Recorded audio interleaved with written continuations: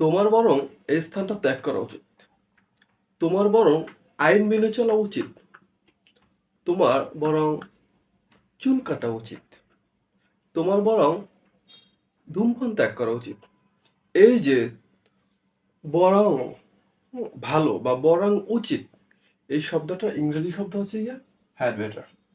Had better শব্দের অর্থ হচ্ছে বরং ভালো বা বরং উচিত।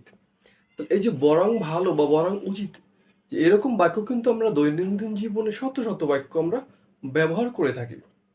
তো যদি আমরা সেই কথাগুলো ইংরেজিতে বলতে চাই, তবে আমাদেরকে কি এই যে হ্যাড বেটার শব্দটা ব্যবহার করে আমরা যে এই সেন্টেন্সটা আমরা তৈরি করতে পারবো।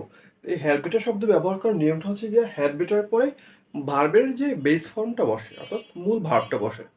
তাহলে যদি আমরা বলি বরং তোমার এই স্থানটা ত্যাগ করা উচিত, কি হবে? You had better leave the place.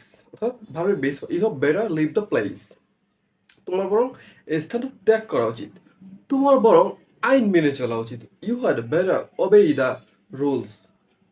অথবা ওবে দ্য ল। তোমার বরং আইন মেনে চলা উচিত অথবা নিয়ম মেনে চলা উচিত। তোমার বরং চুল কাটা উচিত, বা তোমার বরং চুল কাটা ভালো, বড় হয়ে গেছে। তাই you had better have your hair cut. তোমার বরং চুল কাটা উচিত।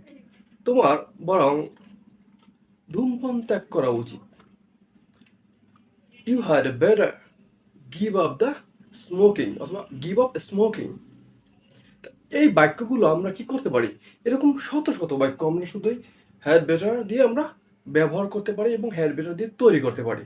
সুতরাং আমরা আজ থেকে আমাদের দৈনন্দিন জীবনে তোমরা যারা ইংরেজিতে কথা বলতে চাচ্ছ, তোমরা বরং উচিত বা বরং ভালো, এই বাক্যগুলো যে বাক্যগুলোতে ব্যবহার করবা বরং উচিত বা বরং ভালো, এই বাক্যগুলো হ্যাড বেটার, হ্যাঁ, তারপর ভার্বের বেস ফর্ম দিয়ে তোমরা যত ইচ্ছা তত বাক্য তৈরি করবে এবং প্র্যাকটিক্যাল অর্থাৎ বাস্তব জীবনে এটা তোমরা ইউজ করবা।